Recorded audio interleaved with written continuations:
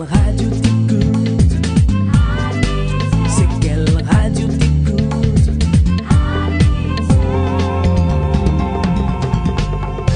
Il est 15h.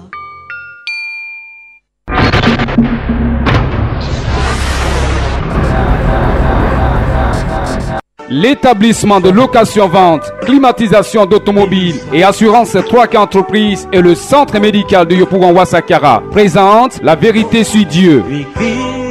La paix recherchée de mon âme. La Vérité sur Dieu, une émission qui permet aux enfants de Dieu de sortir des ténèbres par le rétablissement de la véritable doctrine laissée par Jésus le Christ. La Vérité sur Dieu est une conception, production et animation du frère Noël ACI tous les mardis de 15h à 16h30 sur Radio Amitié 100.1 FM.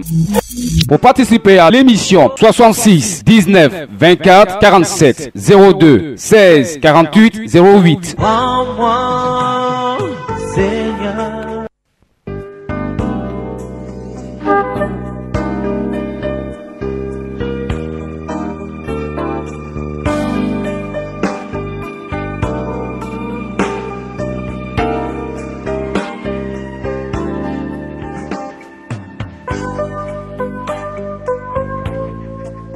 Alléluia.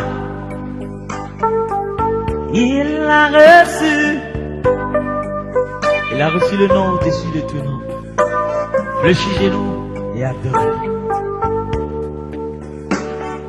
Il a reçu le nom au-dessus de tout nom. Il a reçu le nom au-dessus de tout nom. Et tout genou fléchira lorsqu'on parlera de l'agneau.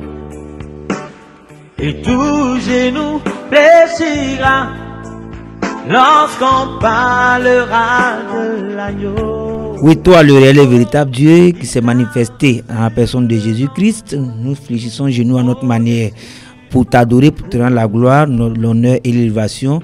Comment? Rien qu'en parlant de toi, seulement de toi, en tout temps et en tout lieu. C'est pourquoi nous avons trouvé ce carnaval sur cette radio, quoique laïque, mais qui ouvre ses portes à Dieu, car Dieu est le créateur de toutes choses. Radio Amitié, les 100.1 FM, le Pougon. Tous les mardis de 15h à 16h30 dans cette émission La Vérité sur Dieu. Pourquoi La Vérité sur Dieu? Nous ne cessons de le dire. Nous ne cesserons jamais de le dire, je vous l'ai dit. Parce que nous voulons savoir qui tu es véritablement afin de ne pas avoir couru en vain, comme pouvait le dire l'apôtre Paul. Nous voulons marcher selon tes préceptes, selon ta véritable parole, afin d'être un avec toi dans ta doctrine unique dans ce monde, ici-bas et partout ailleurs. Que l'univers tout entier te loue avec nous encore une fois à travers cette chanson introductive.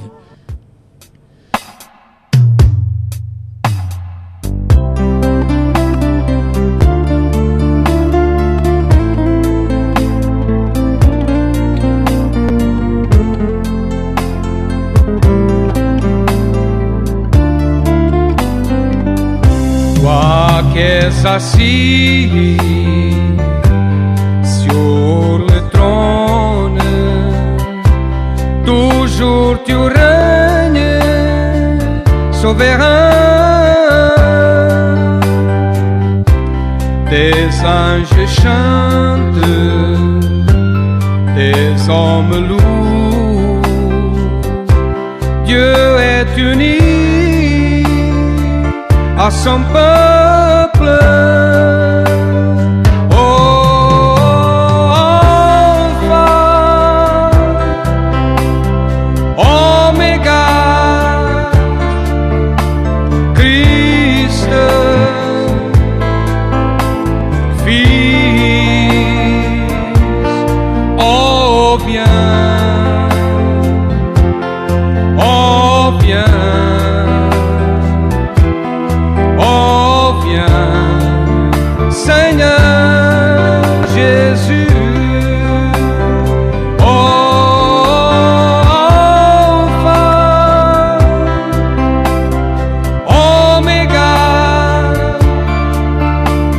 Christ,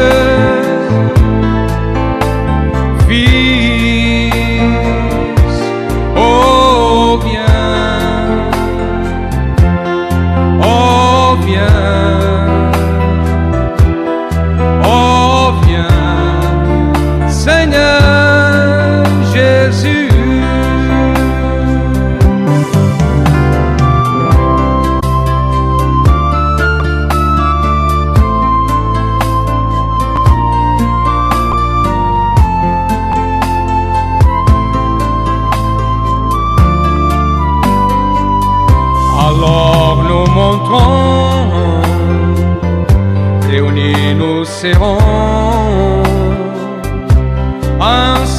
jour où tu reviendras. Oh, enfant, Oméga, Christ, Fils, oh viens, oh viens, oh viens, Seigneur Jésus, enfant,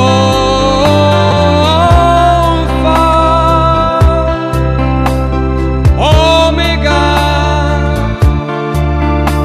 Christ, Fils, oh viens, oh viens. Oui, super plage musicale qui a pour titre Alpha et Oméga. Alpha Oméga, le premier et le dernier, le commencement et la fin, le premier de toute la création, c'est Jésus-Christ. Il est le salut, il est la quête de tout chrétien. Nous parlons de lui, nous parlons de salut en tout temps et en tout lieu, dans tous nos lieux d'adoration, sans pour autant savoir véritablement ce que c'est. Si nous avions su ce que c'est qu'il était le salut, nous ne serons pas beaucoup différents, la doctrine serait unique. Qu'est-ce que le salut? Certains disent qu'il est commun, d'autres disent qu'il est individuel. Il est bon de savoir la réponse exacte de la Sainte Bible à cette question. Il faut également savoir comment appréhender les choses, comment connaître la Bible pour savoir qu'on a le salut. On nous a également dit dans le cas de cette émission que la Bible est à chaque époque de l'humanité, sinon de la création, et il y a quelqu'un qui est le salut de notre époque, si vraiment la Bible dit cela. Nous avons traité le sujet du salut avant commençant par l'église de Yopougontois-Rouge, qui était ici représentée par le prédicateur Siedada. Nous avons ensuite reçu l'église Bethléem d'Ayamé-Soul ici, représentée par le pasteur Doa Kwame, que nous saluons pour sa fidélité en tant qu'auditeur et pour sa promptitude à venir participer à cette émission. La semaine dernière, enfin, nous étions avec l'église protestante évangélique missionnaire EPEM, représentée par le pasteur Trabi. Il est sur le plateau, le prédicateur Siedada de l'église de Yopougontois-Rouge est aussi là aujourd'hui pour une émission en quelque sorte débat, mais pour nous accorder sur ce que disent les Saintes Écritures. Nous allons commencer par le doyen qui est le pasteur Trabi. Bonsoir à vous. Bonsoir, serviteur. Et vous nous avez dit que l'église protestante évangélique missionnaire se porte bien, c'est bien cela? Très bien. Vous pouvez Par la présenter, grâce du Seigneur. par la grâce du Seigneur, vous pouvez présenter rapidement cette église-là et expliquer le choix de l'appellation, encore une fois, église protestante évangélique missionnaire. Église protestante évangélique missionnaire a un rêve, une vision, c'est de faire de toutes les nations des disciples. Voici pourquoi il y a le M.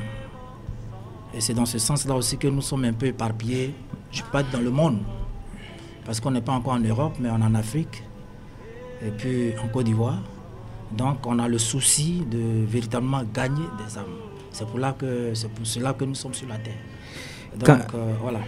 Quand vous dites votre vision, c'est de faire de toutes les nations des disciples. C'est un thème biblique, bien sûr. Allez, faire de toutes les nations des disciples. Je crois que c'est Matthieu 28. Que devons-nous comprendre par cette expression, faire de toutes les nations des disciples? Amener tout le monde à se réconcilier avec le Créateur et les amener à servir le Créateur. Est-ce possible d'amener tout le monde à se réconcilier avec Dieu? Écoute, c'est un lancé et c'est un filet qui est lancé. Celui qui veut entrer dans le filet, il lance et il rentrera. Voilà. Et celui qui ne veut pas entrer, il reste hors du filet. La vie est un choix. La vie est un choix. Ok. Nous allons tourner vers le ministère de Matthieu 25, 1-6, église de Yopougontois-Rouge précisément. Oui. Prédicateur Siedada, bonsoir. Oui, bonsoir, monsieur Ansei Noël. Comment se porte l'église de Yopougontois-Rouge? L'église se porte très bien. Par la grâce du Dieu de la Sainte Bible, nous nous portons très bien.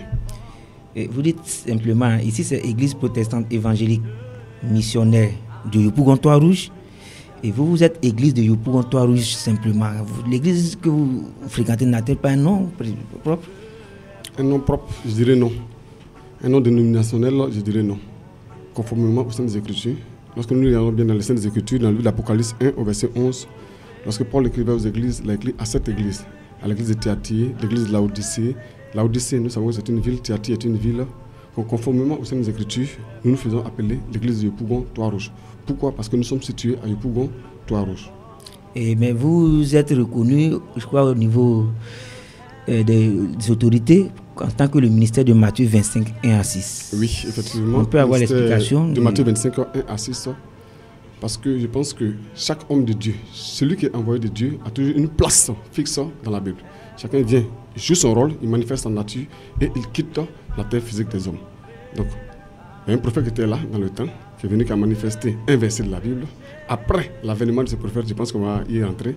Après l'avènement de ce prophète, celui qui vient après lui, c'est annoncé dans Matthieu 25, 1 à 6. Il vient pour réveiller l'épouse. Il vient pour réveiller l'épouse. Ce n'est pas le sujet, mais je vais voir et me tourner vers le pasteur Trabé pour qu'il complète sa réponse.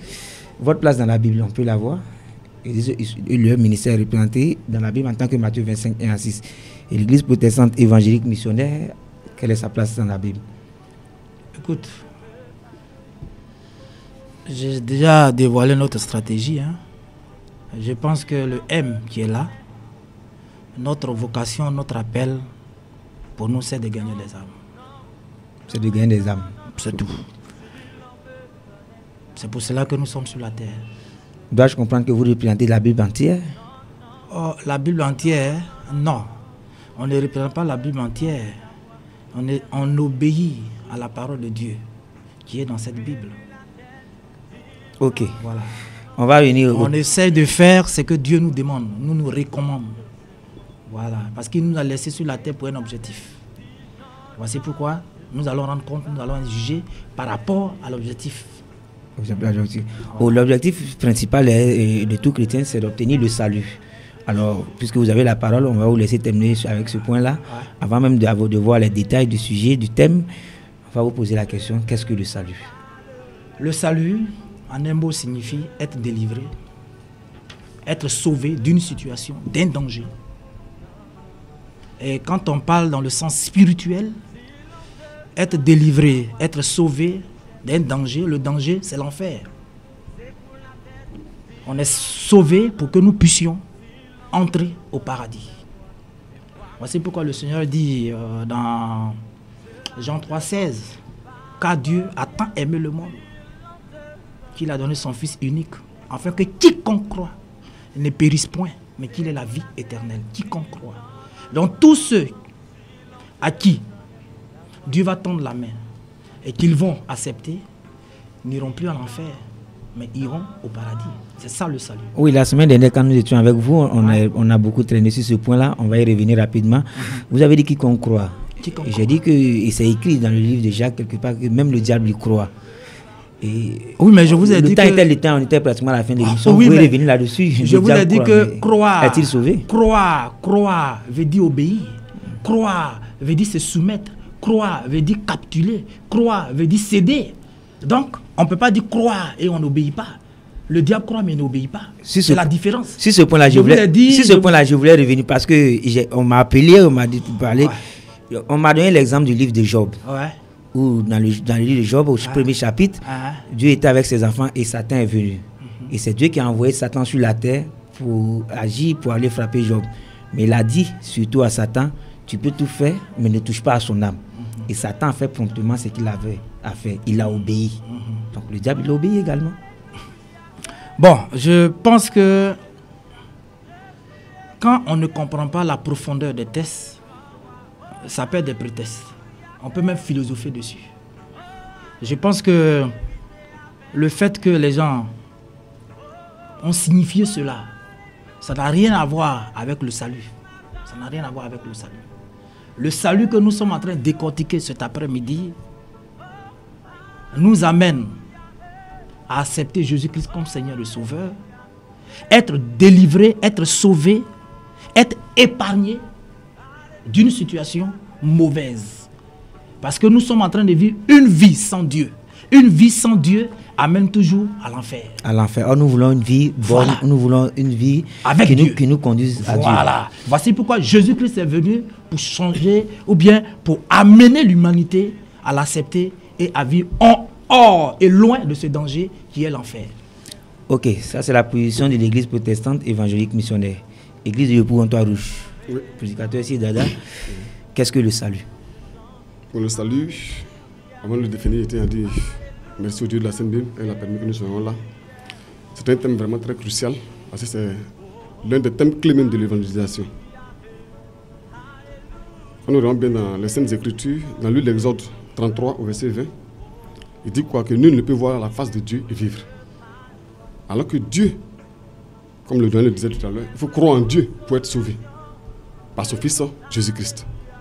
Donc s'il faut croire en Dieu pour être sauvé, on dit celui qui voit la face de Dieu ne peut pas vivre. Jésus-Christ aussi n'est plus sur terre. Quand on regarde bien les Saintes Écritures dans le livre de Marc 16, à partir du verset 15 au verset 16, il dit quoi? Il faut croire, être baptisé pour être sauvé. Croire en qui? Croire en quoi? Parce que pour croire, il faudrait que j'écoute quelqu'un. S'il n'y a personne en face de moi que je vais écouter, aux paroles de qui je vais croire, comment pourrais-je être sauvé? C'est pour cela, quand vous regardez bien dans le livre de Genèse 6, dans le livre de Genèse 7, au temps de Noé, il fallait écouter Noé pour être sauvé. Noé a prévu un déluge. Donc, si le peuple écoutait Noé, tout le peuple serait sauvé. Mais malheureusement, 8 personnes ont écouté Noé, ces 8 personnes ont été sauvées. Donc, Noé devenait automatiquement le salut de son époque. Au temps de Moïse, nous sommes dans le livre d'Exode 3, à partir du verset 6, Moïse a eu un message. Son message, c'était le message de délivrance. Il devait aller vers le peuple d'Égypte, le peuple israélien qui était en Égypte, tenu en captivité en Égypte, pour aller les libérer. Il fallait écouter Moïse, suivre les prescriptions données par Moïse pour être sauvé. Donc Moïse devenait automatiquement le salut de son époque. Il y avait plusieurs prophètes dans la Bible, dans l'Ancien Testament, qui, à leur époque, qu'on devait écouter. On a dit dans le Nouveau Testament, Jean-Baptiste, il est là, il précède le grand maître béni Jésus-Christ, et Jean-Baptiste fait un baptême de repentance. Pour avoir ce baptême, il faut écouter qui? Il faut écouter Jean-Baptiste. Jean-Baptiste devient quoi? Le salut de son époque. Après, le grand maître béni lui-même vient, Jésus-Christ lui-même, il est aussi le salut de son époque. Mais pour montrer maintenant ce que c'est que le salut, il va nous donner même un verset, Luc 2. Vous voulez que j'utilise votre Bible rapidement? Allez-y, il n'y a pas de problème. Luc 2, vous avez 2, dit oui. Luc 2 à partir de quel verset? 29. Luc 2, verset 29 verset 29 à 30, vous dites. Rapidement, je vous donne l'histoire. Dans l'Ancien Testament, lorsque le premier-né naissait d'une femme, il fallait faire quoi? L'envoyer devant, dans le temple, afin que cet enfant soit consacré à l'Éternel. Donc, un monsieur nommé Simeon, un prophète d'antan, qui était aveugle. Il avait reçu en vision une prophétie qui disait quoi? Que tant que ses yeux n'ont pas encore vu le salut de son époque, il ne mourrait pas. Ce jour-là, il se rend au temple. On va faire la lecture. Luc 2 à partir du verset 29. Maintenant, Seigneur, tu laisses ton serviteur s'en aller en paix selon ta parole, car mes yeux ont vu ton salut. Donc, ce jour-là, Marie et Joseph venaient présenter leur enfant qui venait de naître, c'est-à-dire l'enfant Jésus. Et en passant, Simeon récupère l'enfant Jésus entre ses mains et dit au grand maître béni, maintenant tu peux me retirer des vivants, car mes yeux ont vu ton salut. Qui tenait-il en main? Un être humain. Donc le salut, en un seul mot, n'est rien d'autre qu'un être humain. En qui? Pas à sa chair, bien sûr. Un être humain qui nous prêche la véritable parole de Dieu. Et nous, en croyant à cette parole-là, nous sommes sûrs et certains que nous sommes sauvés. Donc le salut n'est rien d'autre qu'un être humain. Mais quel genre d'être humain? Pour être plus précis, je crois que vous l'avez dit, mais je voulais que vous résumiez rapidement. Un être humain envoyé par Dieu et parlant de la part de Dieu, ne cochant ni, n'ajoutant ni ne retranchant aux saintes écritures. Alors, pasteur Trabi, avez-vous quelque chose à ajouter sur ce point? Bon, je pense que la croyance n'est pas physique. Elle est spirituelle. Et quand on parle de spirituel, c'est ce qui est invisible. Donc la croyance, de la manière que mon collègue décortique parle, j'ai l'impression qu'il parle d'un aspect physique. Mais qui parle de croyance, parle de foi. Et quelqu'un qui a Jésus-Christ comme Seigneur et Sauveur croit sans avoir vu. Je prends un exemple. Il a dit quiconque croit est sauvé. Si tu crois réellement à la parole de Dieu, tu n'as pas d'inquiétude, tu es sauvé. Ça c'est clair. Parce que tu crois. Je prends un exemple. Vous pouvez être ici, quelqu'un peut venir vous dire qu'il y a eu un accident à Treichville. Vous connaissez cette personne, vous avez foi, vous croyez. Il peut même vous mentir, mais vous croyez, sans avoir vu l'accident. Il peut vous dire 2 morts, il peut vous dire 3 morts. mais vous n'êtes pas sur le lieu. Mais comme vous croyez à votre frère ou à votre soeur, il n'y a pas d'inquiétude. Je crois que là, à ce point-là, vous le rejoignez. Non, il a fallu que quelqu'un parle d'abord. J'arrive. Je parle dans le domaine de la foi. Ok, je parle dans le domaine de la foi. Ok, allons-y. Je veux dire que si nous, humainement sur la terre, nous croyons aux gens, sans avoir vu même l'action, nous croyons. On nous dit qu'il y a quelque chose, il y a tel événement qui s'est passé quelque part, nous croyons sans avoir vu même l'action. Et c'est la même chose avec Dieu. Avec Dieu, on n'a pas d'abord besoin de voir pour croire, mais on croit sans avoir vu. Si je reprends ce thème, au risque de vous interrompre, si je reprends ce thème, il fallait que quelqu'un aille vers le peuple d'Israël en Égypte pour dire Dieu dit qu'il est temps de venir. Oui. Et les gens ont écouté cette personne. Oui. Si je ne me trompe pas, quand en Exode 23, à partir du verset 20, c'est écrit comme ça, je ne sais pas les mots exacts, mais Dieu dit, je mets quelqu'un devant toi. Oui. Il faut croire en lui Oui. et suivre ses préceptes afin d'arriver au chemin, au lieu que j'étais préparé. Oui. Donc Dieu qui dit qu'il met toujours quelqu'un. Oui. Il va revenir à ce qu'il a dit. Mais je crois que c'est un aspect ne confondons pas les choses parce qu'il y a ce qu'on appelle la dispensation. La dispensation veut dire pas d'époque. C'est comme on peut dire dans les années 50. Il y a certaines choses dans les années 60, il y a certaines choses dans les années 80, il y a certaines choses. Quand on prend l'Ancien Testament qui préfigure, ça veut dire le Nouveau Testament, comme le cliché d'une photo. Le cliché, ce n'est pas une photo. Mais ça montre que voici comment la photo va être. Et quand réellement tu lis la Bible, tout ce que tu retrouves au niveau de l'Ancien Testament préfigure le Nouveau Testament, ce qui viendra. Ok, Jésus est venu à un temps précis par rapport à une mission. Il est parti. Mais il a dit, je vais, mais je vous laisse le Saint-Esprit. Le Saint-Esprit qui représente Jésus-Christ dans la vie des croyants. Et c'est le Saint-Esprit qui nous instruit. C'est le Saint-Esprit qui nous convainc. C'est le Saint-Esprit qui opère des miracles. C'est le Saint-Esprit qui réalise, qui est l'exécutant. Et qui nous aide à avoir la foi. Qui nous aide à avoir la foi. Et la foi, qu'est-ce que c'est la foi? La foi, c'est de croire d'abord à la parole. La parole, c'est qui? C'est Jésus-Christ.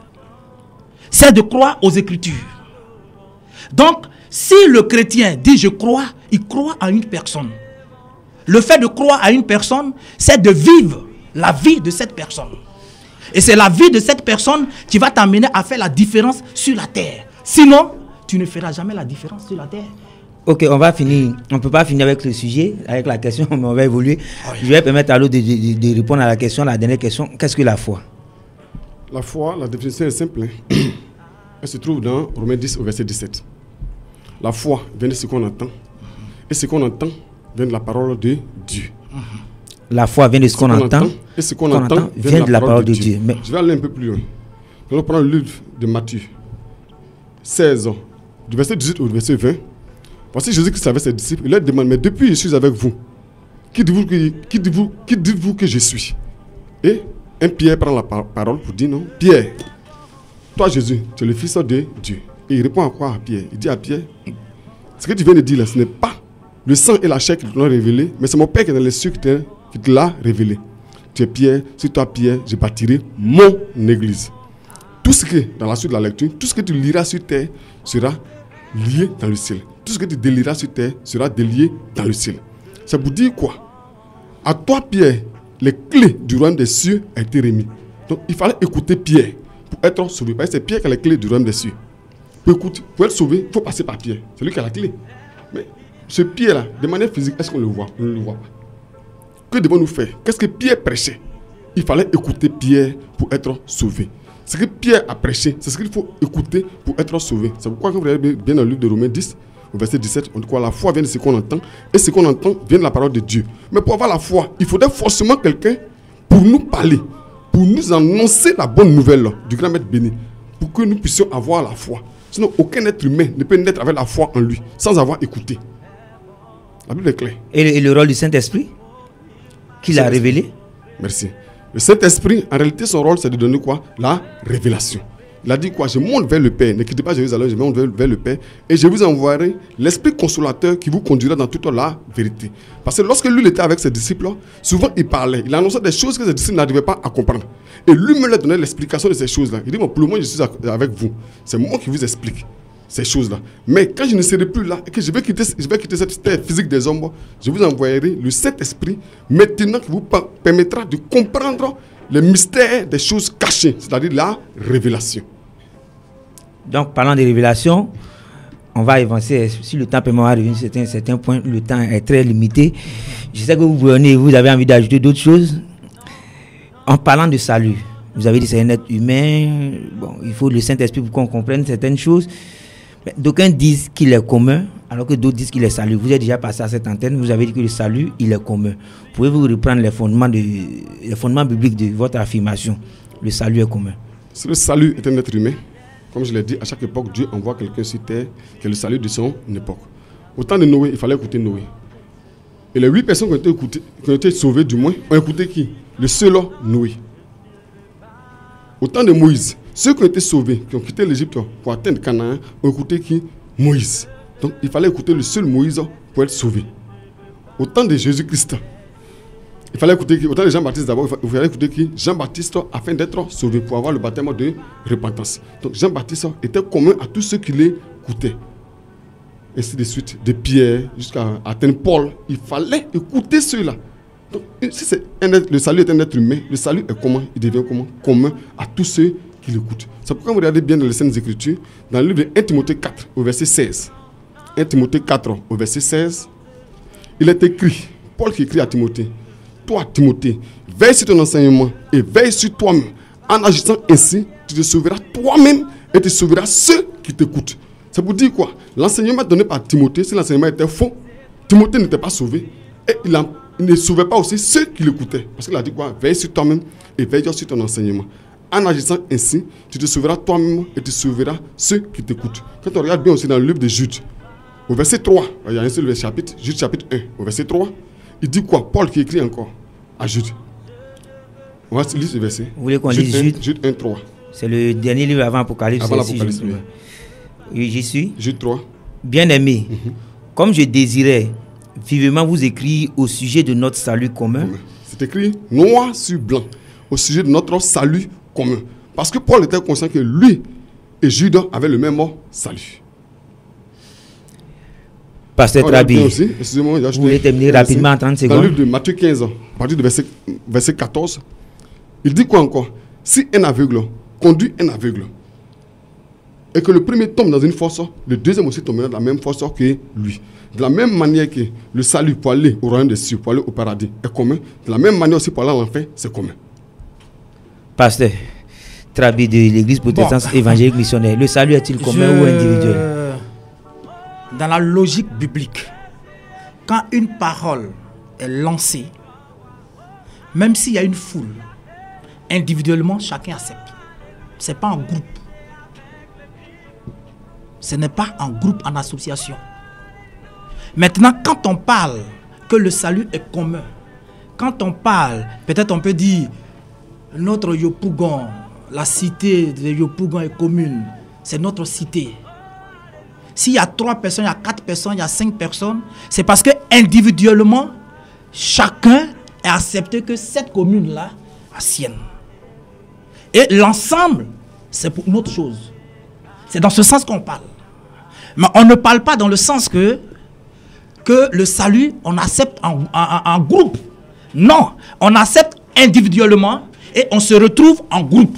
On se retrouve autour de la parole. Non, on se retrouve autour, parce que c'est la parole qui nous unit. La parole, elle est commune pour nous ou individuelle pour nous? Non, la parole, quand Dieu adresse une parole, que ça soit dans une assemblée, quand tu vas à l'église, c'est vrai que la parole est lancée pour tout le monde. Mais je vais te dire que ce n'est pas tout le monde qui va appliquer. Donc il y a l'individualité dans l'application. C'est ça. Mais quand lui il est en train de dire commun, le salut est commun, dans le sens, je le comprends. Mais il faut qu'il essaie de dissocier. Non, mais on a même lu Non, Jude c'est ce que je verset suis en 3, train de c'est dire. écrit salut commun. Non, je voulais demander. Le fait de lire. Vous le fait permettez, de lire, vous le fait de permettez, lire, vous le permettez, fait de lire. s'il vous plaît, pasteur, vous permettez. Ouais. Vous allez parler, vous avez le temps, vous êtes là Ok, pour ça. ok. Est-ce que quand on lit un verset biblique où c'est écrit, c'est Dieu qui a écrit noir sur blanc, et qu'on veut dire autre chose, on n'est pas en train de déformer la parole. Non, c'est pas autre chose. La parole, elle est spirituelle. C'est pas fraternité matin. Ok, Elle est spirituelle. Nous voulons le côté spirituel. Alors Ok, elle est spirituelle. Voici pourquoi aujourd'hui tu trouves des assemblées, ils sont pieds nus parce que Dieu a dit à Moïse, à Josué, bon, monte là, pieds nus. Mais c'est symbole, c'est spirituel. Il faut regarder en profondeur. Faut pas. Bon, on dit la croix. Il y a des gens qui portent la croix. Voilà. Mais parce qu'ils ont lu noir sur blanc la croix. Quel est la croix. Quel est le symbole qui se cache derrière le salut commun? Le salut commun, je prends un exemple. Vous avez une radio amitié. Ici, là, vous avez venu 1-1.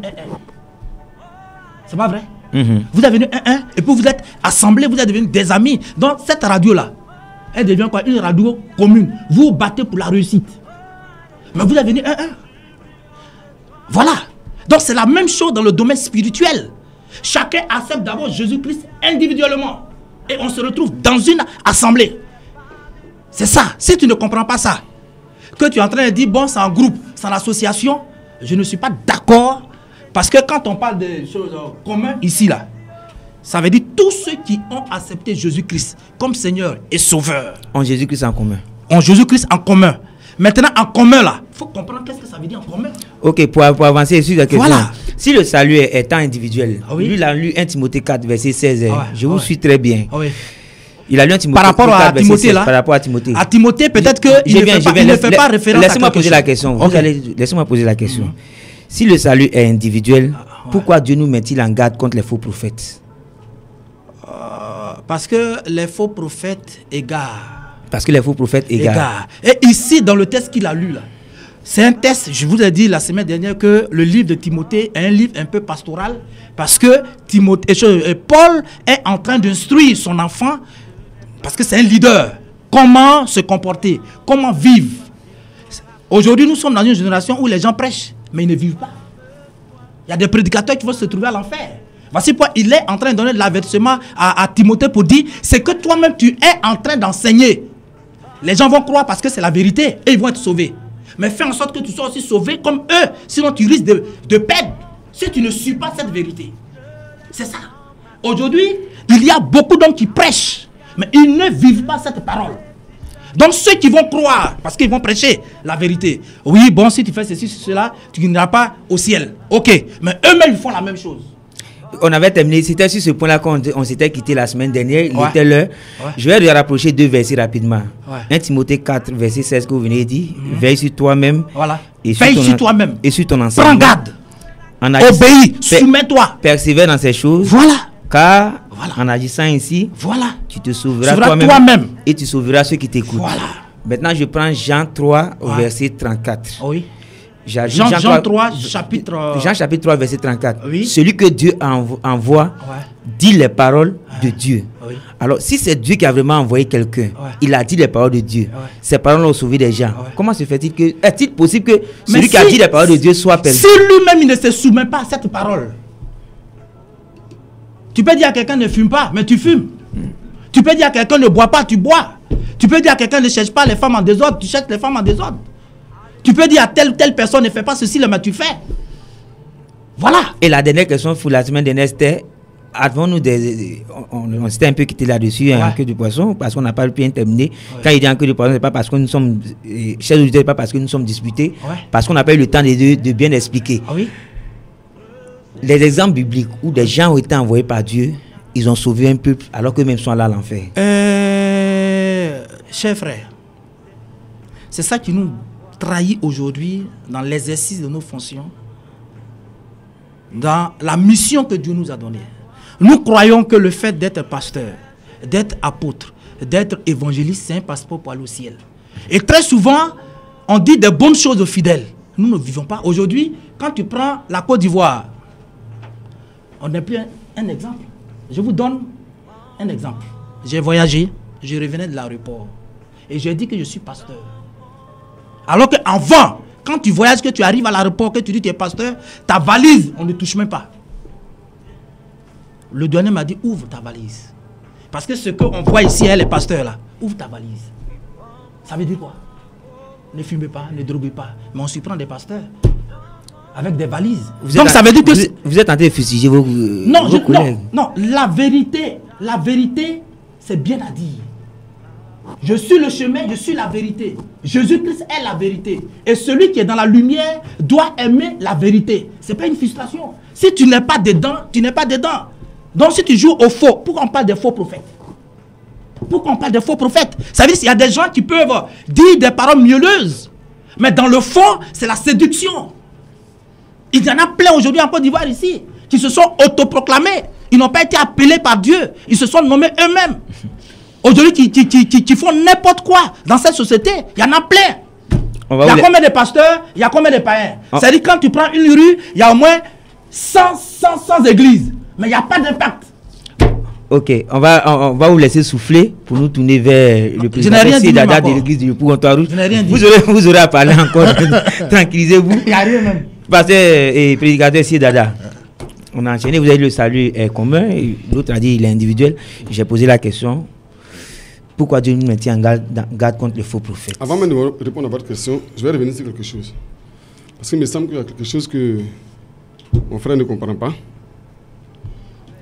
En 2 Pierre 1 au verset 20, la Bible est claire. La Bible ne s'interprète pas. Elle se révèle. Elle ne peut pas s'interpréter. Ce n'est pas un roman comme l'a dit, ce n'est pas Fraternité Matin. Donc elle ne peut pas s'interpréter. C'est dans le livre de Timothée. On parle de Timothée. Et Paul dit à Timothée, veille sur ton enseignement et veille sur toi-même. Ça vous dit quoi? Que en agissant ainsi, tu te sauveras toi-même et tu sauveras ceux qui t'écoutent. Ça vous dit que le salut de Timothée et le salut de ceux qui l'écoutent est lié. Ça, c'est très simple. Et tout à l'heure, on a lu Romains 10, à partir du verset 17, on dit quoi? La foi vient de ce qu'on entend, et ce qu'on entend vient de la parole de Dieu. Alors que cette parole de Dieu, pour avoir cette foi, pour être sauvé là, il faut écouter celui qui prêche. Si celui qui prêche un faux évangile, un évangile alimentaire, mais si lui va à l'enfer, tu vas où? Tu vas à l'enfer avec lui. Mais ce que je voulais faire remarquer au pasteur, quand il me dit non, que j'ai dit que c'est en groupe qu'on vient, il y a ce qu'on appelle le salut, et il y a ce qu'on appelle l'appel. L'appel est individuel. Mais le salut, il reste et demeure commun, d'après les Saintes Écritures. C'est l'appel. Quelqu'un peut venir se mettre dans cette salle-là. Nous sommes 4 actuellement. Il vient, il prêche. Sur le champ, vous pouvez accepter. Vous pouvez croire, vous faire baptiser. Accepter sur le champ. Mais moi, pour accepter, je peux attendre peut-être 2 ans ou 3 ans après pour accepter. On peut être dans la même assemblée. Et quand vous regardez même les disciples de Jésus, il avait choisi 12 disciples. Quand vous regardez bien dans Jean 6, 70, 71, il dit, n'est-ce pas moi que vous avez choisi, vous les 12, mais parmi vous, il y a un démon. Donc, quelqu'un peut être dans l'assemblée, être au milieu des enfants de Dieu, quand son heure d'arriver, quand son heure va arriver, l'heure à laquelle il doit manifester sa sémence, il va quitter ce groupe-là et puis manifester sa sémence. Maintenant, revenons aux faux prophètes. Vous voulez qu'on avance avec les faux prophètes? Pourquoi Dieu nous met-il en garde contre les faux prophètes? Qu'est-ce qu'on appelle d'abord faux prophète? Oui, il est bien qu'on le sache. J'aurais préféré qu'on commence par là. Ok, commençons par cela, puisque vous êtes mieux placé pour orienter les questions. Nous parlons pratiquement en tant que novices. Donc, qu'est-ce que la Bible appelle faux prophète? Le faux prophète, d'après la Bible, quand vous regardez bien, dans le livre de Proverbes 30 au verset 6, Apocalypse 22 au verset 18, vous voulez reprendre les Proverbes 36. Proverbes 30, verset 6. Apocalypse 22 au verset 18. Oui. La Bible dit quoi? Que à ce livre-là, il ne faut rien ajouter, il ne faut rien y retrancher. Ce livre est complet. Il n'y a rien à y ajouter, il n'y a rien à y retrancher. Celui qui arrache un iota à ce livre, ou celui qui ajoute un seul iota à ce livre, est un faux prophète. Je le dis haut et fort. Un faux prophète, un faux pasteur, un faux appelé de Dieu. Vous voulez que je lise Apocalypse 22? Allons-y. Verset 18. Je le déclare à quiconque entend les paroles de la prophétie de ce livre. Si quelqu'un y ajoute quelque chose, Dieu le frappera des fléaux décrits dans ce livre. Et si quelqu'un retranche quelque chose des paroles du livre de cette prophétie, je suis allé au verset 19, Dieu retranchera sa part de l'arbre de la vie, de la ville sainte, décrit dans ce livre. Merci. Donc, le faux prophète, je continue mon explication. Comment le reconnaître? Dans 1 Jean 4, du verset 1 jusqu'au verset 2, la Bible dit quoi? que toute personne qui se met en face de toi, qui croit ou qui prétend parler de la part de Dieu, tu dois faire quoi? Le juger ou bien l'éprouver au travers des saintes écritures. Si ce qu'il dit est en conformité avec les saintes écritures, tu sauras que c'est la vérité. Si ce qu'il dit n'est pas en conformité avec les saintes écritures, il devient automatiquement un faux prophète, un faux pasteur, un menteur, un pasteur alimentaire. Il ne s'agit pas de crier ou il ne s'agit pas d'élever la voix. Mais qu'est-ce que vous prêchez? C'est de cela qu'il s'agit. Vous élevez la voix? Oui. Je sais pourquoi j'élève la voix. Allons-y doucement, plus calmement. Donnez-nous maintenant le faux prophète. Vous l'avez décrit, mais Dieu nous met en garde contre lui. Et je le retrouve beaucoup dans la Bible. Hein. Je crois dans Marc 7 au verset 15. La semaine dernière, on a lu 2 Pierre 2, verset 1 à 20. Deutéronome 13. En tout cas, Apocalypse 18, 4. Apocalypse 18, 4, vous ajoutez vous-même. Alors, pourquoi Dieu nous met-il en garde contre ces gens-là? Dieu met en réalité, mais pas tout le monde. Parce que tout à l'heure, le pasteur parlait aussi de Jean 3, verset 16. Que quiconque croit en Dieu à la vie éternelle, quiconque n'en est pas mis pour tout le monde. Donc Dieu met en réalité ses enfants en garde contre les faux prophètes. Il ne met pas tout le monde en garde contre les faux prophètes. Parce que si l'enfer a été créé, il faudrait bien des gens pour aller à l'enfer. S'il y a un vrai billet et qu'il n'y a pas de faux billets, comment reconnaîtront le vrai billet? Donc il faudrait qu'il y ait un vrai et un faux. Il faudrait qu'il y ait Satan, qu'il y ait Dieu. Les deux semences doivent se trouver sur la terre. Donc Dieu met ses enfants, lui ses propres enfants, en garde contre les faux prophètes. Pas toute l'humanité contre les faux prophètes. Parce que s'il n'y a pas de faux prophètes sur terre, s'il n'y a pas de gens qui prêchent un évangile alimentaire, la Bible serait fausse. Voulez-vous expliquer ça, cette dernière partie? Il faut qu'il y ait des menteurs pour que la Bible soit vraie? Soit vraie. Parce que cela a été annoncé par la Bible. La Bible dit quoi? Qu'au dernier moment, ou dans les derniers jours, il y aura des faux prophètes. C'est la Bible qu'il y aura des faux prophètes. Donc il faudrait qu'il y ait des faux prophètes pour que la Bible soit vraie. S'il n'y a pas de faux prophètes, la Bible devient fausse. Si je vous ai bien saisi, c'est Dieu qui permet qu'il y ait les faux prophètes et leur rôle c'est d'envoyer les enfants de Satan à l'enfer. Amos 3, 6, Lamentation 3, verset 37 à 38. Tout ce qui arrive en bien comme en mal, c'est Dieu qui le fait. Quand on regarde bien dans Jean 1, 1, au commencement était la parole était avec Dieu et Dieu était la parole. Toute chose fut créée par la parole. Toute chose, non pas même toute chose bonne, toute chose négative comme positive a été créée par la parole. Et quand vous regardez dans le livre de 2 Corinthiens 11, à partir du verset 13 au verset 15, on dit quoi? Puisque Dieu veut se faire adorer, Satan aussi a ses agents qui vont l'adorer. 2 Corinthiens 11, 13, 15. Donc Satan a aussi ses agents sur la terre qui l'adorent. Donc il faudrait que les deux semences soient sur la terre. Quand vous regardez bien le livre de Matthieu, on dit quoi? Vous semez dans votre champ du blé et à votre insu, le voleur vient faire quoi? Il vient planter l'ivraie. Donc le blé et l'ivraie se trouvent où? Dans le même champ. Alors que le champ n'est rien d'autre que la terre sur laquelle nous sommes. Alors on va souffler en musique. On va souffler en musique. On va surtout louer Dieu également en musique. Cette fois-ci avec Abbe de David. Et le titre c'est Jésus, je te fais c'est.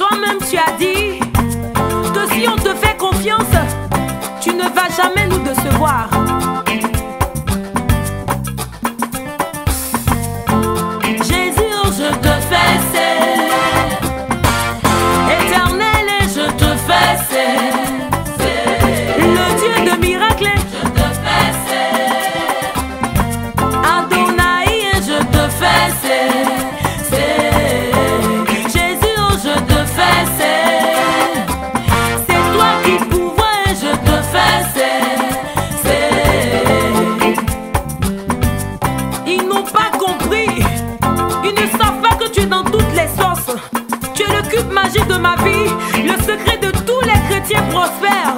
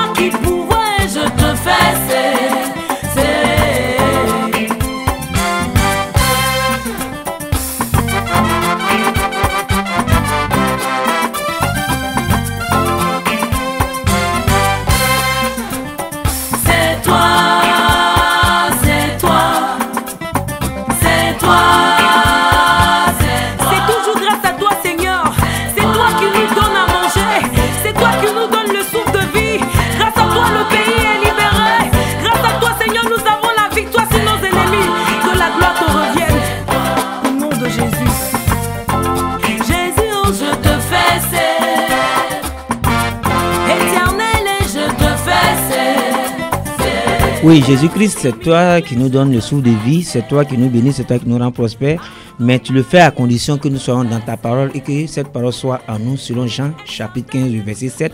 Si je ne me trompe pas, je crois que c'est écrit, si vous demeurez dans ma parole et que ma parole demeure en vous, demandez tout ce que vous voudrez et cela vous sera accordé. Nous voulons être bénis, donc nous voulons être fidèles à cette parole-là, que nous retrouvons tous les mardis de 15h à 16h30 sur les 100.1 FM Radio Amitié.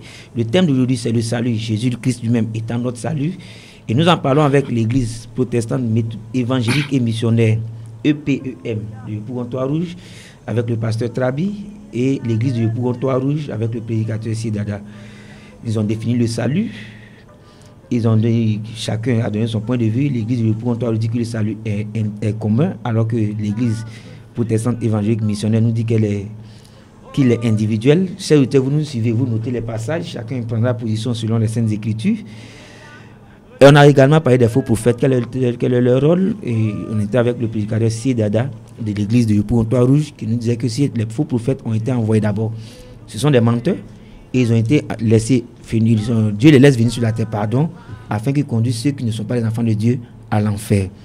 Alors Dieu nous a mis en garde contre ces faux prophètes-là. On a parlé de salut. On va voir maintenant, pour vous résumer un peu, avant qu'on parle d'autre chose, pour que les auditeurs soient bien situés, comment savoir qu'on a le salut? Comment savoir que nous avons le salut? C'est ça la question. C'est ça la question.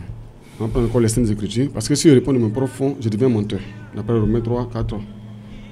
Donc, la Bible dit quoi? En 1 Jean 4, au verset 1, du verset 1 jusqu'au verset 2.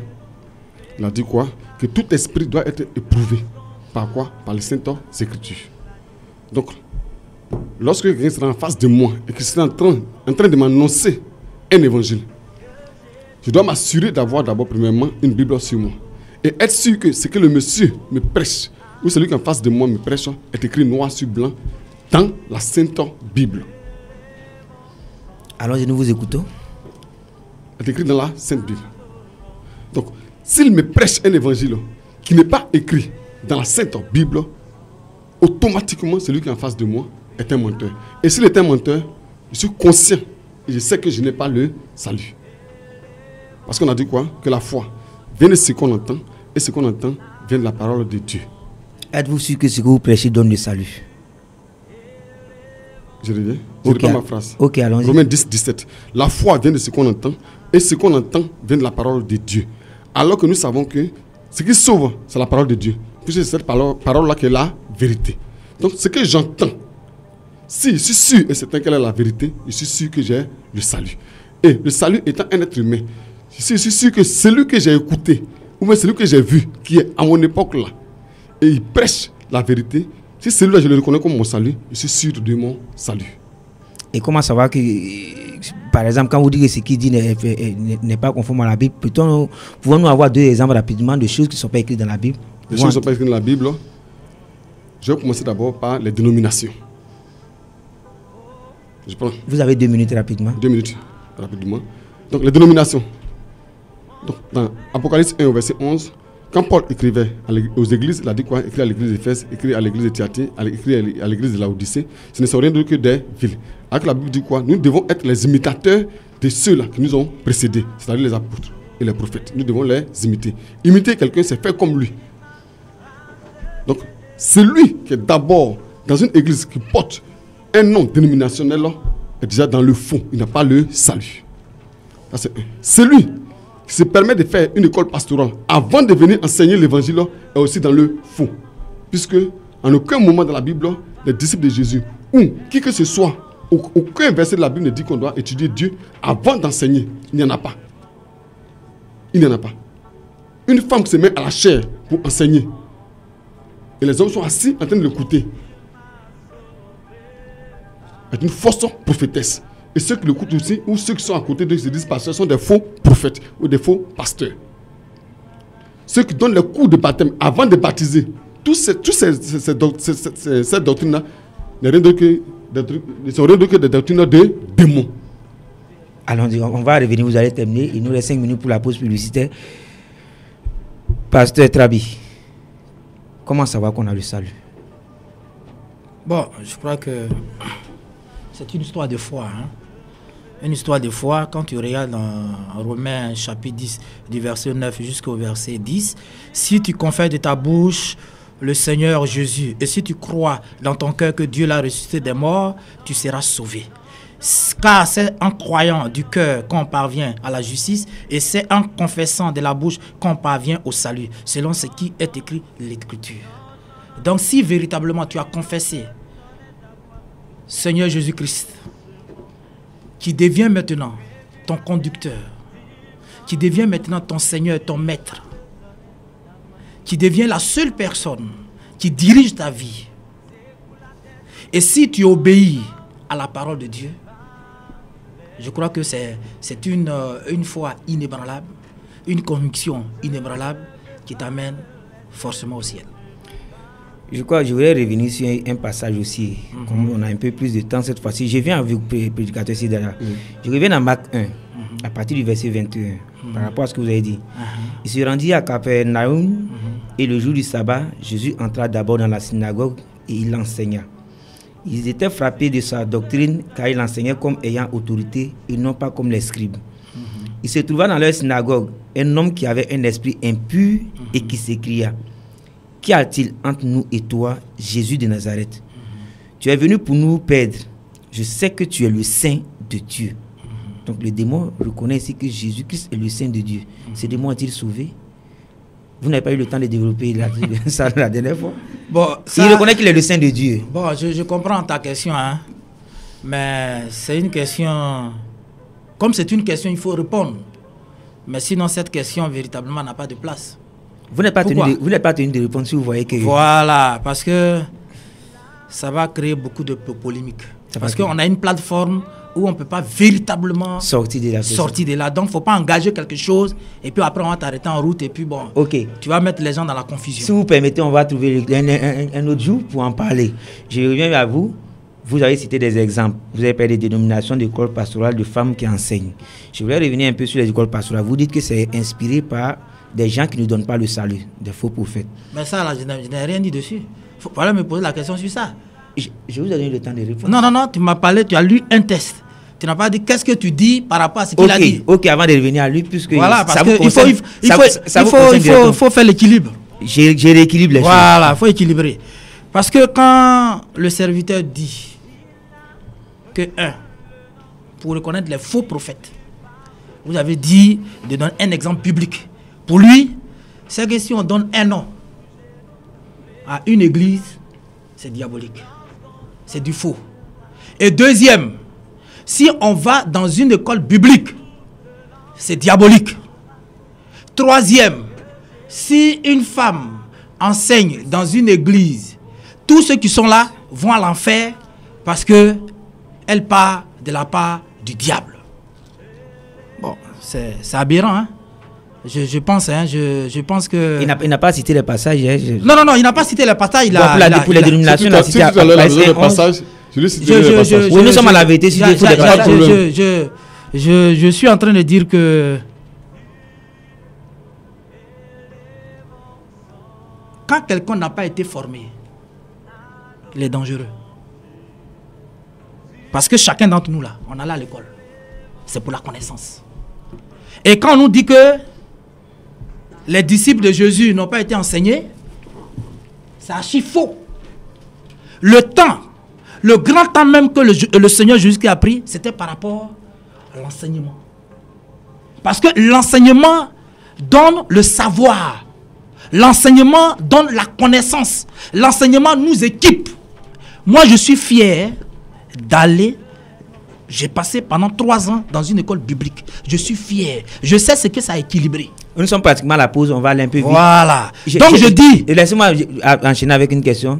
C'est vrai, Jésus, quand il était ses disciples, il a donné des enseignements. Oui. Mais dans Jean 16, au verset 13, je crois, il a dit, quand le Saint-Esprit viendra, il vous conduira dans toute la vérité. Oui. Donc Jésus-Christ n'est pas là quand le Saint-Esprit est venu et qu'il lui a révélé certaines choses qu'il ne avait pas enseignées. Et le Saint-Esprit, c'est Dieu qui le donne véritablement, directement, je vous l'ai dit. Un homme peut-il donner le Saint-Esprit pour qu'il conduise son frère ou sa soeur dans toute la vérité? À comprendre les Saintes Écritures. Merci mon frère. Je pense que lui, il enseigne des gens. Pourquoi ces gens-là n'attendent pas le Saint-Esprit? Lui, il enseigne des gens. Il est pasteur. Il a une église. Chacun va s'asseoir chez lui et puis dire, bon, moi je suis chrétien, j'ai le Saint-Esprit, je ne vais pas à l'église. Mais quand les gens vont à l'église, c'est pourquoi? Acquérir la connaissance. Augmenter les connaissances. Parce que tu peux lire un texte que tu ne comprends pas bien. Mais quelqu'un qui est mûr, qui a plus de connaissances que toi, peut t'apprendre. Il vous prend au mot, prédicateur. Ça c'est clair. Sinon, il ne sera pas prédicateur parce qu'il enseigne, il développe, il instruit. Voilà. Ok, prédicateur Sidada, sur la question. Oui, rapidement, je vais répondre au pasteur. Je pense qu'il n'a pas compris mon intervention. Parce que s'il avait compris, ne m'aurait pas indexé. Parce qu'en réalité, ce que je suis en train de dire sur cette antenne, oui, je ne l'ai ni appris dans une école pastorale, oui, ni dans une école biblique, oui, ni oui, avec quelqu'un oui, qui m'a délivré un diplôme. Oui. La Bible est claire, dans le livre d'Apocalypse 1 au verset 3, il dit quoi? Heureux celui qui lit et ceux qui entendent les paroles de la prophétie et qui gardent ces choses qui y sont écrites, car le temps est proche. Donc il y a une seule personne qui lit et les autres gardent ces paroles. C'est un. De deux, vous dites que Jésus-Christ, quand il était avec ses disciples, il enseignait ses disciples. Mais a-t-il enseigné ses disciples dans une école? Et leur a-t-il... Mais c'est une forme d'école. Non, laissez-le terminer. Quand vous parliez tout à l'heure, j'ai pris la peine. Il vous laisse terminer. Ok, terminé. A-t-il enseigné ses disciples dans une école où en fin de formation, il leur a délivré un diplôme leur permettant d'aller maintenant enseigner? Je dirais non. Lorsqu'il était là, il parlait souvent en parabole aux gens, quand ils étaient en groupe, et quand il était avec ses disciples, il dit, aux autres je parle en parabole, mais à vous, il m'a permis d'expliquer les paraboles. Il a expliqué les paraboles. Mais les mystères cachés, par exemple, on parle le cas du baptême. Dans le livre de Matthieu 28, là, on dit, allez, Matthieu 19, à partir du verset, Matthieu 28, 19, 20, il dit, allez, faites de toutes les nations des disciples, baptisez-les au nom du Père, du Fils et du Saint-Esprit, puis enseignez-leur ce que je vous ai prescrit. Baptisez-les au nom du Père, du Fils et du Saint-Esprit. Mais est-ce que, lorsque lui-même était là, ses disciples baptisaient les gens au nom du Père, du Fils et du Saint-Esprit, il a fallu qu'il y ait l'effusion du Saint-Esprit pour qu'ils sachent que le Père, le Fils et le Saint-Esprit n'est rien d'autre que Jésus-Christ lui-même. Donc, il a fallu l'effusion du Saint-Esprit afin que ces disciples-là reçoivent la révélation nécessaire que donne le Saint-Esprit. Ok, parce que prédicateur Sidada, on sera de retour au direct dans 5 minutes. On va écouter quelques plages publicitaires. Surtout ne zappez pas, c'est un sujet très passionnant et très enrichissant parce qu'on nous dit des choses profondes et cachées des Saintes Écritures. Restons à l'écoute. Après cette plage publicitaire, on reprendra avec vous. La voix.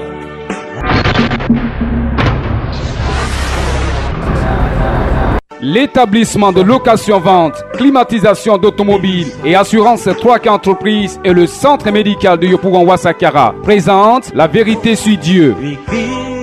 Elle l'appelle rechercher de mon âme. La Vérité sur Dieu, une émission qui permet aux enfants de Dieu de sortir des ténèbres par le rétablissement de la véritable doctrine laissée par Jésus le Christ. La Vérité sur Dieu est une conception, production et animation du frère Noël ACI tous les mardis de 15h à 16h30 sur Radio Amitié 100.1 FM.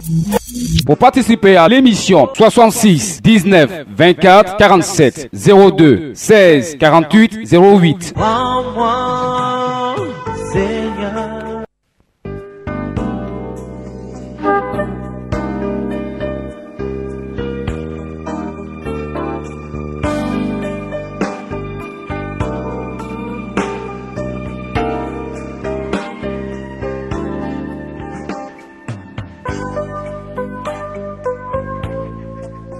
Alléluia. Oui, toi Jésus-Christ, le salut, toi qui as reçu le nom au-dessus de tout nom, nous parlons de toi aujourd'hui encore en disant ce que tu es, surtout le salut.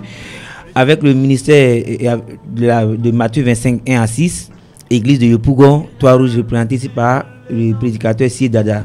Quand nous avons demandé qu'est-ce que le salut, il nous a défini le salut en tant qu'un être humain, celui qui vient sauver le peuple de Dieu à une époque donnée, comme a été Moïse, Noé d'abord, Moïse jusqu'à Jean-Baptiste et les apôtres.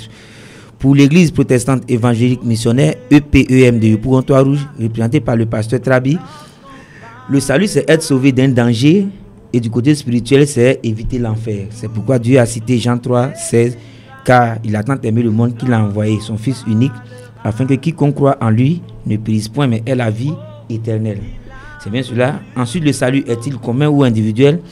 L'église de Yann pour entendre le soutien verset à l'appui selon 1 Timothée 4 verset 16, Jude puisque c'est un seul chapitre, le verset 3, Matthieu 15 14, que le salut est bel et bien commun.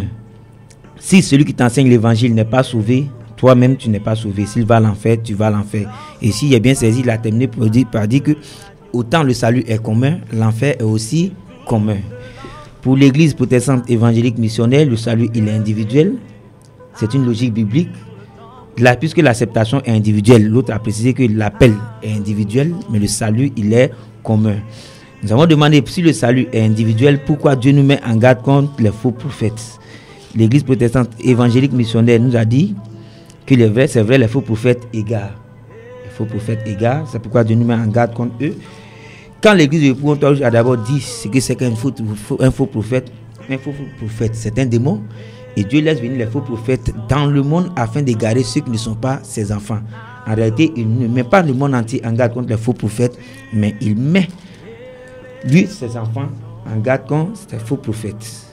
Enfin, nous avons demandé de savoir comment savoir qu'on a le salut. L'église protestante évangélique missionnaire, représentée par le pasteur Trabi, je le rappelle, a dit que c'est une histoire de foi, selon Romains 10, versets 9 à 10. Et l'église de Pointe-Rouge, par la bouche du prédicateur Siedada, je rappelle également, nous a dit que s'il parle de son propre fond, selon Romains 3, verset 4, il est menteur. Et que pour éprouver quelqu'un, avant de savoir qu'il est le salut, la prédication qu'il reçoit lui donne le salut, il faut voir si ce qu'il dit ou bien ce qu'il prêche concorde avec les saintes écritures. Il a dit, comme exemple, selon Apocalypse 1, verset 11, que celui qui est dans une église dénominationnelle n'a pas le salut. Celui qui suit un pasteur qui a reçu une école pastorale n'a pas le salut. Celui qui suit une femme qui prêche la parole de Dieu n'a pas le salut. On vous laisse terminer sur ce point-là rapidement. Merci, mais ça c'est une nouvelle. Donc je vais continuer parce que le pasteur tout à l'heure en parlant, il a dit que j'avais une église et que j'enseignais. Voilà. J'ai tenté de lui dire qu'en réalité, ce que j'enseigne, je ne l'ai reçu, moi ce que je dit sur le plateau, je ne l'ai reçu d'aucune école dite pastorale ou d'aucune école dite biblique. L'enseignement que j'ai reçu n'a pas été censuré d'un diplôme, attestant que je suis apte à enseigner la parole de Dieu. C'est la différence entre lui et moi. Cet enseignement, je l'ai entendu, parce que la Bible est claire. Il y a un seul qui parle et les autres écoutent. Cette seule personne de notre époque-là a parlé. J'ai entendu la voix de cette personne. Et en réalité, les paroles de Dieu, comme tout à l'heure le frère Assélé le disait, en Jean 15, 7, on dit quoi? Ces paroles sont écrites sur le tableau de notre cœur. Donc les paroles sont déjà en nous. Elles ne font que se réveiller lorsque nous entendons la voix de cette époque. La voix de l'époque dans laquelle nous nous trouvons, lorsque nous entendons cette voix-là. Et que nous reconnaissons cette voix, cette parole qui est écrite sur le tableau de notre cœur ne fait que se réveiller. Ok. Et là, on a l'impression d'avoir déjà entendu ça quelque part. Ok, je rappelle aux auditeurs que quand on va donner le signal, dans 10 minutes environ, ils pourront appeler au 23 45 39 66 pour poser leurs questions. Vous permettez, M. rapidement, en 30 secondes. Je vais donner un cas de figure. Prenons le cas de Paul. Paul, qui était-il? Le prophète majeur de son époque. Mais avant qu'il ne croise le Dieu véritable de la Sainte Bible, que s'est-il passé? Paul avait reçu un enseignement venant de qui? De ceux qui se disaient les grands hommes de l'époque, les grands docteurs de l'époque, les grands théologues de l'époque. Les Gamaliel et autres. Les Gamaliel, les Nicodème, il était le meilleur élève de Gamaliel. Ça veut dire quoi? Paul avait fait de longues études, de hautes études, il était intellectuel. Mais en fin de compte, c'est la rue de Damas. Lorsque le Dieu véritable de la Sainte Bible allait vers lui, qu'est-ce qui s'est passé? La Bible dit quoi? Que les écailles sont tombés de ses yeux. Et dès cet instant-là, lui qui persécutait les apôtres et leurs camarades, il a commencé à prêcher le même évangile que les apôtres prêchaient jusqu'à ce que les deux se croisent. Ceux qui n'avaient jamais vu. Et je crois que dans Galates 1, il a dit que l'évangile qu'il a reçu, il ne vient pas d'un être humain. Donc un être humain ne peut pas enseigner un autre. Oh. Pasteur Trabi, sur la question. Bon,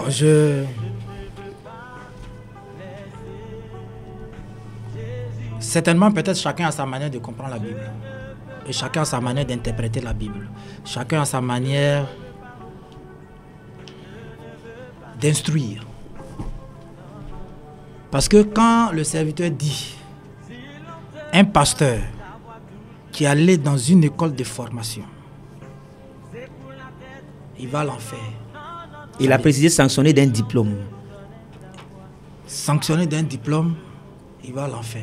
C'est-à-dire, lui, pour lui, là, la formation, aucun pasteur ne doit faire une formation. Parce que c'est anti-biblique. C'est vrai, il a essayé de se résigner tout à l'heure. Que lui, il n'a pas reçu. Lui n'a pas reçu l'enseignement de quelqu'un. Mais lui, il enseigne. Parce que l'église, c'est une forme, comment on appelle, une école de formation. On forme des gens. On forme des gens à l'église. Donc, si on a le même Saint-Esprit que les gens qui ont été sauvés de la même manière que nous, pourquoi on les enseigne? Non, je sais pas, attendez, peut-être que c'est moi qui saisis mal. Oui. J'ai l'impression qu'il y a une incompréhension. Oui. Si je le suis bien, Oui. il parle des ministres de Dieu. Oui. Vous avez dit évangéliste, prophète, apôtre. Mais pour que tu Je sois viens. mi- C'est de leur formation Je que te vous parlez. comprends, Oui, je te de la comprends, formation, je te voilà. comprends. Il a dit que Mais ceux-là, la Bible n'a pas dit pour que tu sois ministre, tu étais qui d'abord? Tu étais qui d'abord? Pour que lui aujourd'hui soit ministre, il était qui? Il était saint fidèle. Avant qu'il ne soit appelé. Il était d'abord, on ne devient pas ministre, comme on n'est pas chrétien. Mais c'est le long du chemin que Dieu lui-même t'appelle. Ok? Je pense que le frère doit faire très attention. Vous voyez aujourd'hui les dérapages qu'on a. Vous voyez les dérapages qu'on a aujourd'hui en Côte d'Ivoire. Ça provient de ça. Des gens, qui n'ont pas de père, qui n'ont pas de formateur, qui n'ont pas de conseiller. Ils peuvent se permettre tout. Ils sont rois, ils règnent. C'est tout ce qu'on voit aujourd'hui. Oui, je voulais dire, quand il appelle l'enseignement de la femme, par exemple, vous connaissez certainement certains passages qu'on a vu, parce qu'on a vu plusieurs fois ce sujet. Laisse-moi terminer. Ouais. Sinon, 1 Timothée 2, verset 9 à 15, si j'ai bien saisi, 1 Timothée 2, verset 9, 15, 1 Corinthiens 14, 34. Ouais.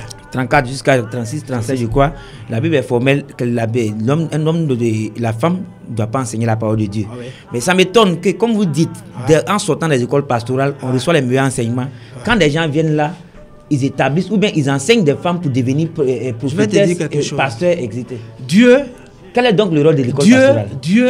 Dieu a utilisé un peuple. Avec sa tradition, sa culture, ses mœurs. C'est comme Dieu pouvait utiliser la Côte d'Ivoire. On a nos traditions, on a nos mœurs, on a presque tout.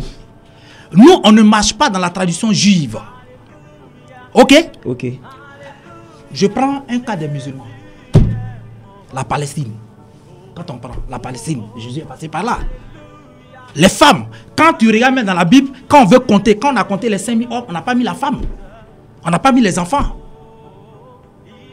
Donc c'est pour dire que la femme était comme un sujet. La femme n'avait pas d'importance. Donc si on essaye de dire Dieu a choisi une catégorie de personnes qui doit parler de lui, les femmes, elles doivent être derrière. Moi je vais poser une question. Quand le Saint-Esprit est descendu sur les 120, c'était seulement des hommes qui étaient là. Ça c'est un. Je vais poser une question. Je vous retourne la question. Le même Saint-Esprit qui conduit dans toute la vérité est également descendu sur ces femmes.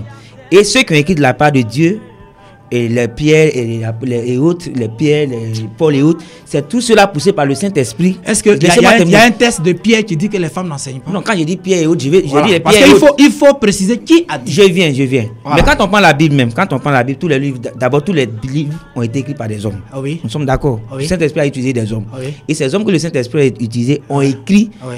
que la femme ne doit pas dans le christianisme Ça, se c'est- mettre à Mais la il y a chaise. combien qui a écrit? Précisez qu'ils ont écrit de la part de Dieu. Je sais pas, Précisez cela. Non, attendez. Bon, je peux dire plaisir de la part- Ils ont écrit Excusez-moi. de la part de Dieu. C'est pas moi qui fais le débat, mais sur la question là, je reste un peu sceptique. Non. Toi, tu ne fais que faire la passe. Ça, c'est ton travail. C'est-à-dire que tu ne peux pas prendre position. Non. C'est ça, parce que non. Tu es Ok. l'intermédiaire. Ok, allez-y. Si toi, tu prends position, c'est que c'est dangereux. Voilà. Allons-y. C'est ceux qui doivent appeler, peut-être tu peux prendre position. Mais vous n'avez pas le droit de prendre position. On va aller un peu plus Parce vite. qu'il n'y a pas quelqu'un qui dit que ce que lui il est en train de dire est vrai. Est vrai, non. Voilà. Non. Donc ça veut dire, en lisant la Bible, Pasteur, il y a des choses S'il dans vous la plaît, Bible. pasteur. Ouais, S'il vous ok. plaît, pasteur. S'il vous plaît. Ouais. Vous m'avez peut-être mal compris, mais je suis revenu sur des passages qui sont écrits. Oui. On va laisser les auditeurs appeler maintenant, pendant que je poursuis Ok. si c'est possible, le 23 45 39 Ok. 66. 23 45 39 66. Il nous reste environ 12 minutes. Chers auditeurs, vous pouvez appeler pour poser des questions. En tout cas, soyez bref et direct. Mais je voulais revenir sur quelque chose que l'autre a dit, le prédicateur Sidada. Il a dit qu'à chaque époque, Dieu envoie un être humain qui est notre salut. Je voulais dire demain, je le reprends aujourd'hui. Qui est le salut de notre époque? Pendant que les auditeurs appellent, ils sont maintenant prioritaires. À chaque époque. Puisqu'il a dit, il a dit que Dieu envoie un salut à chaque époque. C'est du faux. Nous sommes à une époque précise. Qui est le salut là? Comme le pasteur a répondu, c'est du fou. Non, répondez. Je vais répondre, ne vous inquiétez pas. À quelle heure sommes-nous d'abord? Parce qu'il faut connaître l'heure pour connaître le salut de cette époque. Et j'ai parlé qu'il ne connaît pas l'heure à laquelle nous sommes. Le salut de cette époque à laquelle nous sommes là est un être humain. Je précisément, je prends toi rouge. Je prends l'auditeur d'abord. Allô? Oui. Je voulais demander à l'autre pasteur qui dit on doit recevoir la formation avant d'enseigner là. Oui. La personne qui les enseigne là, il est établi par qui?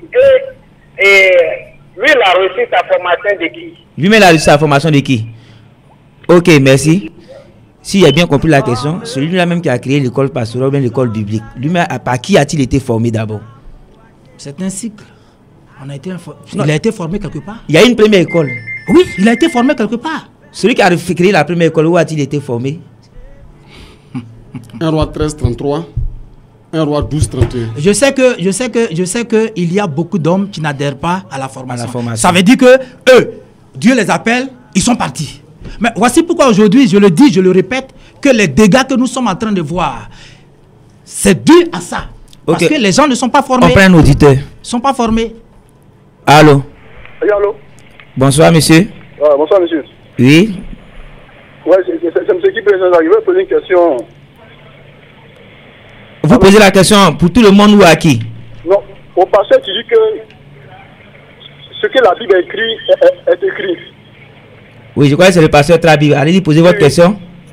Quand Jésus a dit que si jamais ton pied ou ta main est une chose de toi, il faut couper, jette-le. Est-ce que réellement Jésus parlait vraiment de pied de l'homme un homme, un être humain doit couper son pied ou sa main pour jeter ça? Vous posez la question à qui au juste? Bon, papa, un pasteur qui a dit que la Bible, c'est qu'elle écrit que la Bible n'est pas spirituelle, quoi. Non, il n'y a pas quelqu'un qui a dit que la Bible n'est pas spirituelle. Je suis désolé, ils ont tous dit, on va prendre une autre question, ils ont tous dit que la Bible n'est pas littéraire et la Bible est spirituelle. On va prendre une autre contribution. Le temps de vous laisser les permettre, vous allez terminer le salut de notre époque. Allez-y rapidement. Il est actuellement sur terre en Côte d'Ivoire. Il se trouve à Yopougon-Toit Rouge. Il se nomme tout simplement Zapa Dadier Etienne. C'est vous le salut. Il n'a pas dit c'est lui le salut, il a dit le nom de quelqu'un d'autre. De la même manière que vous riez aujourd'hui, ça n'étonne pas parce que lorsque Jésus-Christ lui-même disait que celui qui ne croit pas en moi ne sera pas sauvé, c'est comme ça que les gens riaient. Donc ce n'est pas étonnant. Ce n'est pas étonnant, vous dites. Ok, on prend notre auditeur. Allô? Oui, allô, bonjour monsieur. Bonjour monsieur. Oui, je m'appelle Kwadio Kakou Victor, j'aimerais répondre aussi à la question. Monsieur Kwadio, bonsoir à vous. Ouais, salut. Bonsoir monsieur. Ok, votre question? Oui, écoutez-moi très bien. Non, posez votre question. Oui, je pose la question maintenant au pasteur. Là. Pasteur Trabi. Voilà, pasteur. Bon, ben, depuis fort longtemps, il veut parler de Dieu. Mais lorsqu'on veut parler de Dieu, il faut s'accrocher donc à la Bible. Mais quand on parle de Dieu, on doit donner des versets bibliques. Mais lui, ça fait des heures qu'il bavarde pour ne rien dire. Il ne parle pas. Il parle, il ne donne pas de versets bibliques. Tandis que lui qui est à côté, il donne les références de la Bible. C'est pour lui on doit prendre ou c'est pour Dieu on va prendre. Alors si c'est pour lui on doit prendre, alors nous, c'est pas la peine. Nous, ok.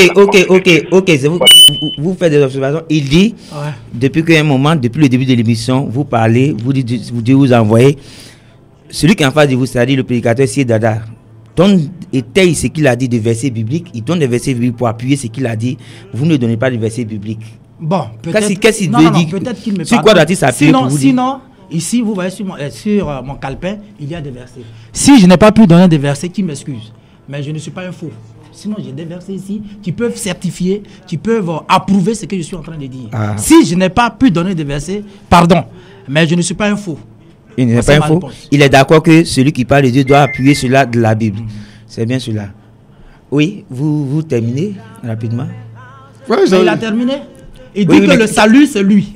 Non, il n'a pas dit c'est lui. Il a dit un nom. Il a dit Zapa Dadier Etienne qui se trouve à Yopougon-Toit Rouge. Et qu'est-ce qui vous permet de dire que c'est lui? Qu'est-ce qui vous permet de dire que c'est lui? Il faut l'écouter. Il faut l'écouter. pour savoir que ce qu'il dit vient de la Bible. Vient de la Bible. On prend un autre auditeur. En dehors de ce qu'il prêche, parce qu'il a dit quoi, tous ceux qui prêchent parlent de la part de Dieu. Oui, vous passez, cher auditeur. Les miracles vont les suivre. Ok, cher auditeur, votre question? Écoutez-moi très bien. Non, posez la question, M. Kouadio. Oui, c'est vous encore. Oui. Allons-y. Je disais comme ça que le monsieur, le pasteur, je n'ai pas tué du pasteur, parce que Dieu, quand il envoie un être humain sur la terre, il lui donne des vraies pensées. Ce n'est pas l'être humain qui pense après penser pour enseigner donc la parole de Dieu. Bon, la Bible déclare dans le livre de 1 Corinthiens 14, 32, 34, Apocalypse 2, 19 à 20, 1 Timothée 2, 12, 1 Pierre 9, 1 Pierre 16, 31, que la femme n'a pas le droit d'enseigner. Mais lui, la question qu'il pose là, il faut qu'on rejette pour Dieu, pour prendre pour lui, ou bien quoi? Ok, on a saisi. Oui. Laissez, pardon, on va laisser notre auditeur. Il peut rapidement, on a 1 minute encore pour les questions. Il a dit, selon 1 Corinthiens 14, 34, 1 Timothée 2, 9 à 15, il a cité beaucoup de versets. 1 Pierre 2, 16, je crois. Et Apocalypse 2, 22, la Bible est claire. La femme ne doit pas enseigner la parole de Dieu. Et vous insistez pour que la femme enseigne la parole de Dieu. Devons-nous prendre votre pensée ou la pensée de Dieu? Si l'auditeur m'a bien saisi, je crois que c'est véritablement il est dirigé par le Saint-Esprit, il découvre la vérité. Nous voulons que la vérité vienne de vous. Non, la vérité ne vient pas de vous. Moi, je suis le porte-parole de la vérité. Ça veut dire que je suis le porte-parole de la parole de Dieu. Avez-vous des versets dans le Nouveau Testament qui disent que la femme a été envoyée? Puisque vous voulez qu'on laisse l'Ancien Testament, vous dites que c'est une loi juive. Non, j'étais en train de dire que Dieu a utilisé... Un des auditeurs, vous allez prendre les deux réponses en même temps. Vraiment le dernier auditeur. Allô? Allô? Oui. Le frère Jules, je reviens, je dis. Le frère? Le frère Jules. Oui. Et je veux dire au pasteur que Dieu, si tu cherches Dieu, Dieu est une révélation qui se révèle à tout un chacun. Dieu ne t'enseigne pas. On n'apprend pas Dieu. Votre question, frère Chou. C'est pourquoi je voulais lui dire, je demandais tout de suite à savoir la personne qui les enseigne ou la personne qui ressemble leur enseignement disciple. Ok, merci. Merci. Le frère Chou demande. Il dit que Dieu ne s'enseigne pas, Dieu se révèle. Vous insistez pour dire que Dieu s'enseigne. Laissez-moi terminer, ça revient un peu à la toute première question. Celui qui vous enseigne Dieu, qui est venu vous envoyer Dieu, qui lui a donné cette révélation, qui vous envoie aujourd'hui? Moi, je me tente fort. Hein. Je me demande si ces personnes vont à l'église. Ça, c'est la première question. Parce que si ces personnes vont à l'église, qu'ils écoutent les pasteurs, pourquoi ils écoutent les pasteurs? Et puis demain, eux aussi, ils vont enseigner d'autres personnes. Pourquoi ils vont à l'église? Pourquoi ils vont à l'église? Ils se font enseigner. Cet homme-là a été enseigné par qui? Cet homme-là a été enseigné par qui? Voilà. Donc, moi, je suis vraiment fort étonné que des gens posent de telles questions. Je me demande, mais s'ils vont à l'église. Vous donnez votre conclusion en même temps et vos contacts téléphoniques? Non, vous donnez votre conclusion en même temps et votre contact téléphonique. Ma conclusion, c'est que dans Jean 8, 32, si la vérité t'a franchi, tu seras libre. Ma deuxième vérité, c'est que mon collègue vient de dire que le salut de 2008-2010, c'est Zakba qui se trouve au Toit Rouge, qui remplace Jésus-Christ. C'est blasphématoire. Non, laissez. Non, attends. Nous sommes à une radio. S'il vous plaît. Nous sommes à une radio. L'émission ne permet pas cela. Bon, ok, excusez-moi, mais je dis. Vous voulez laisser vos contacts téléphoniques? Je dis que. Si vous voulez, vous pouvez l'inviter à une tribune. C'est plus correct. Non. Ok, vous laissez vos contacts téléphoniques. Jésus n'a pas eu de. Non. Vous laissez vos contacts téléphoniques. Vous n'avez pas eu quoi? 08 44 99 54 08 44 99 54 pour l'église protestante évangélique missionnaire de Yopougon-Toit Rouge. Église de Yopougon-Toit Rouge, prédicateur Sidada, votre dernier mot? Le dernier mot est simple. Je dis merci à la radio Amitié parce qu'elle permet au moins à certains Ivoiriens d'écouter la vérité. La véritable vérité, la véritable doctrine enseignée par les apôtres. Et je pense que chacun a au moins le temps de jauger tous ceux qui viennent intervenir ici, de savoir qui dit vrai, qui dit faux. Cette mise en garde contre les faux prophètes-là est en train de se manifester sous nos yeux sans que nous le sachions. Donc que chacun ait ses regards plongés dans les Saintes Écritures, parce qu'en dehors des Saintes Écritures, tout raisonnement humain est un mensonge. Vos contacts téléphoniques? 02 16 62 39. 02 16 62 39. Encore une fois, merci pour votre disponibilité. Ce n'est pas facile, ce n'est pas évident que vous venez 2 fois dans le même mois. Merci, le sujet il est assez passionnant puisque chacun défend sa position. J'espère bien vous retrouver à cette antenne.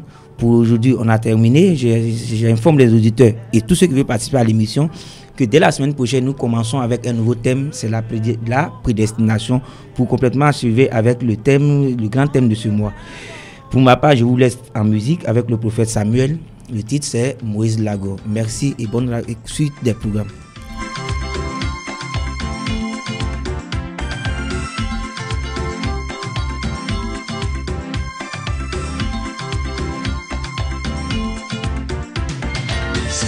Pani bagigirire wakisale uwalele iramika yumra skane pani bagigirire wakisale uwanana iramia yori skane pani bagigirire wakisale uwalele iramika yumra skane pani bagigirire wakisale uwalele iramia yori.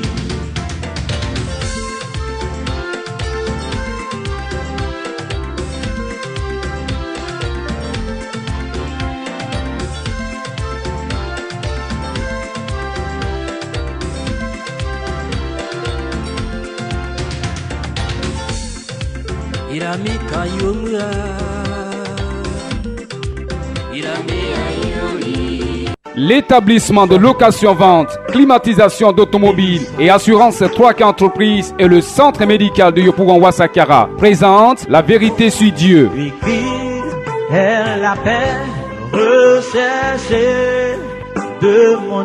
La Vérité sur Dieu, une émission qui permet aux enfants de Dieu de sortir des ténèbres par le rétablissement de la véritable doctrine laissée par Jésus le Christ. La Vérité sur Dieu est une conception, production et animation du frère Noël Asseyi tous les mardis de 15h à 16h30 sur Radio Amitié 100.1 FM. Pour participer à l'émission, 66 19 24 47 02 16 48 08.